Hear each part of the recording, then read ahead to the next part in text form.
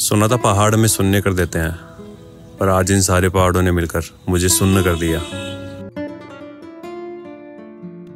इस कहानी की शुरुआत कुछ ऐसे हुई थी। मैं बैठा हुआ अपनी नई कहानी के बारे में सोच ही रहा था, तभी मुझे कुछ रील्स दिखाई दी लैपटॉप पे। तो सोचा क्यों ना इसी पे कहानी बनाई जाए। गलता जी एक ऐसा मंदिर जहाँ से गंगा की धारा निकलती है।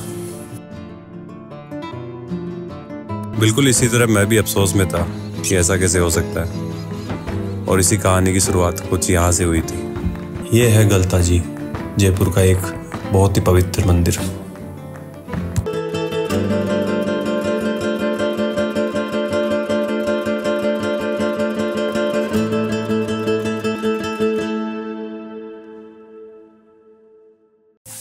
आगे बढ़ने के लिए मेरे को इनके झुके हुए स्वर और ये एक विशाल नगरी, बस यही काफ़ी थे मेरे लिए, और मैं सीधा आगे बढ़ गया। थोड़ा आगे बढ़ा ही था और मैंने देखा कि जो बारिश बहुत से लोगों को अच्छी लगती है, पर इसने बीती रात को यहाँ पे बहुत सारा नुकसान कर दिया। नुकसान ऐसे कि इसने एक पूरा कुंड मिट्टी से भर दिया। फिर क्या था, मैं थोड़ा और नीचे निकला। वैसे तो मुझे बहुत मज़ा आ रहा था, पर सीढ़ियों में मेरे शूज़ के अंदर से पानी जा रहा था, तो मुझे धीरे धीरे इरिटेटिंग करने लगा था ये चीज़। इन ऐसे नज़ारों के सामने वो सब बिल्कुल छोटा था, तो मैं सीधा फिर आगे निकल गया। थोड़ा आगे निकला ही ताकि मेरे दाहिनी तरफ मैंने देखा कि कुछ लोग पानी में डुबकी लगा रहे हैं। तब मेरे को एक बात तो समझ आ गई थी, हो सकता है ये वही पवित्र कुंड हो। तो मैं थोड़ा सा आगे बढ़ा और मैंने देखा कि हाँ, वो वही पवित्र कुंड है जिसमें लोग स्नान कर रहे थे।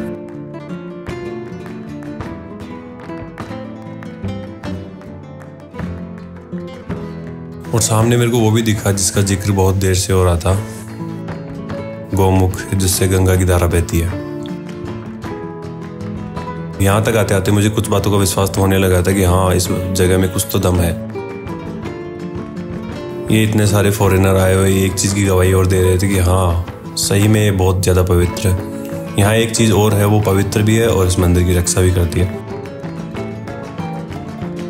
ये यहाँ के मंकी पवित्र भी माने जाते हैं और इस मंदिर को मंकी टेम्पल के भी नाम से जाना जाता है। ये मंकी भी इस पानी में स्नान करते हैं और किसी इंसान को आज तक कभी नुकसान नहीं पहुँचाया। हाँ, एक बात ज़रूर है, ये आपका सामान ज़रूर ले जा सकते हैं आपके हाथों से, इसलिए इनको ह्यूमन नेचर के मंकीज कहते हैं और मंकी टेम्पल के नाम से भी जानते हैं। तभी वहाँ पे खड़े एक पीले वस्त्र पहने महाराज जी से मैंने कुछ पूछा, तो उन्होंने बताया कि ये कुंड कोई आम कुंड नहीं है, बहुत गहरा कुंड है और इसमें पूरे साल भर पानी रहता है। जैसे जैसे आगे रोचक तत्व और रहस्य की बातें मेरे सामने आ रही थी, तो इस कहानी में इतना ही मज़ा आने लगा था। बस मेरी कहानी को कंप्लीट करने के लिए ये चीज़ें बहुत काफ़ी थी। फिर क्या था, कुछ बातें हुई, मैंने उस कुंड का बना हुआ नक्शा देखा, और तब भी महाराज जी पता नहीं कैसे मुझ पर प्रसन्न हुए और अपने ऊपर बैठे बंदरों के बच्चे मुझ पर छोड़ दिए। पहले तो मेरे को ये अजीब सा लगा, पर फिर अच्छा लगने लगा, क्योंकि ये मेरी लाइफ का पहला एक्सपीरियंस था। पर इस एक्सपीरियंस को छोड़ते हुए मैं आगे निकला तो एक और कुंड था, वहाँ भी लोग नहा रहे थे। वहाँ से थोड़ा आगे जाते ही मैंने देखा एक पूरी नगरी बसी हुई है, जिनके दोनों तरफ से वो नगरी ऐसे लग रही थी कि मुझे ही वो घूर रही हो।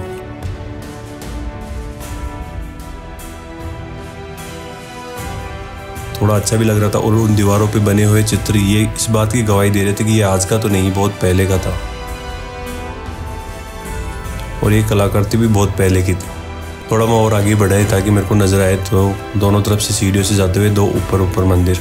तो मैंने सोचा क्यों ना इस इतिहास को और अच्छे से सुना जाए और परखा जाए, इसलिए मैं ऊपर निकल गया। ऊपर निकला तो थोड़ा सा आगे गया ही था, तो मैंने देखा एक गुरु कुछ अपने शिष्य बैठाए बैठे थे। तो मैंने उनसे बात की, और बात करके मुझे एक और रोचक तथ्य का पता लगा कि ये बच्चे कोई आम बच्चे नहीं है, बहुत अलग अलग जगहों से आए हुए हैं, अलग अलग स्टेट से आए हुए हैं।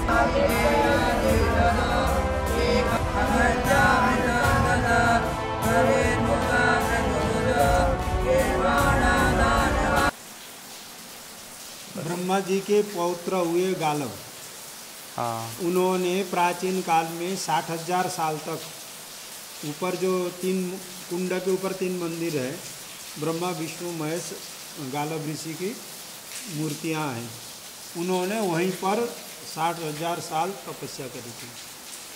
तपस्या के प्रभाव से उनको गुरु दक्षिणा देना था। गालव ऋषि ने कहा बिना गुरु दक्षिणा के तो विद्या सिद्धि नहीं होती है, आपको कुछ न कुछ तो गुरु दक्षिणा लेनी पड़ेगी। तब गालव विश्वामित्र ने कहा कि अगर तुम्हें गुरु दक्षिणा ही देना हो तो 7 अश्वकर्ण घोड़े दे दो, जो कि पृथ्वी में मिलते ही नहीं है। 2 तो बड़े मुश्किल से मिले, बाकी 5 जो घोड़े उनको कहीं भी प्राप्त नहीं हुआ। उसी घोड़े को प्राप्त करने के लिए, गुरु दक्षिणा देने के लिए, घोड़े प्राप्त करने के लिए गालव ऋषि ने आकर के यहाँ 60,000 वर्ष तपस्या किया। तो इसका नाम गालवाश्रम पड़ा है। आजकल इसको अप्रभंश होकर के गालवाश्रम से अप्रभंश होते हुए इसका नाम गलता जी पड़ा है। आज भी गालब गंगा के नाम से प्रसिद्ध है। जो यहाँ गंगा बहती है, कुंड में जो गंगा पानी आती है वो गंगा नदी है। तो ये यहाँ के विद्यार्थी हैं और यहाँ पर अध्ययन करते हैं। आपका क्या नाम है? आर्यन शुक्ला। आर्यन शुक्ला। कहाँ से आप? मैं अयोध्या जी से। अयोध्या जी से आप? वाह, बहुत बढ़िया। अयोध्या जी से हैं। तभी सामने मंदिर में मैंने दर्शन करके जैसे ही बाहर निकलने लगा तो सामने एक और मंदिर दिखाई दिया, और मुझे इतिहास के बारे में जानना भी था तो मैं सामने मंदिर में भी चला गया। क्या जी? अरे एक दिन में 4-5 बोल के ही जाएंगे। बोल के जाएंगे? इंडियंस भी बोल देते हैं। कम बोलते हैं, उनको लगता है कि अपने यहाँ दिखती नहीं है ना उनको। हाँ, दिख जाती है तो कहती हैं ये यहाँ की है या मेरे यहाँ की, यही की है। अच्छा। उनको शक होता है वही बाहर से आए हुए हैं। मंदिर में जाके जैसे ही मैं बीच में खड़ा हो गया, फिर मुझे पता लगा कि यहाँ पे ऐसा हनुमान मंदिर भी है जहाँ पे अकबर खुद कुछ मांगने आया करते थे। तो मैंने कहा यार ये चीज़ तो देखने को बनती है, तो मैं भी वहाँ पे निकल गया। तो सच में वो एक गुफा के अंदर से था रास्ता। गुफा थी पर हल्की हल्की रोशनी आ रही थी। मैं वहाँ पे गया तो सच में मुझे भी पॉजिटिव वाइब्स वहाँ की महसूस हुई। तो मैं भी दर्शन करके बाहर निकल आया।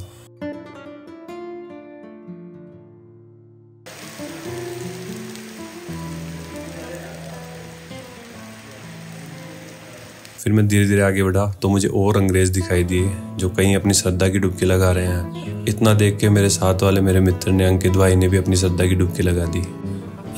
बस यही मेरी कहानी का अंत हो गया। बट मुझे फिर भी लगा कि ये मेरे को जानी नहीं दे रही। और वो क्या थी? वो यहाँ की एक खूबसूरती, बहुत ही प्यारी खूबसूरती, अरावली की पहाड़ियों में बसी हुई एक रहस्यमयी खूबसूरती।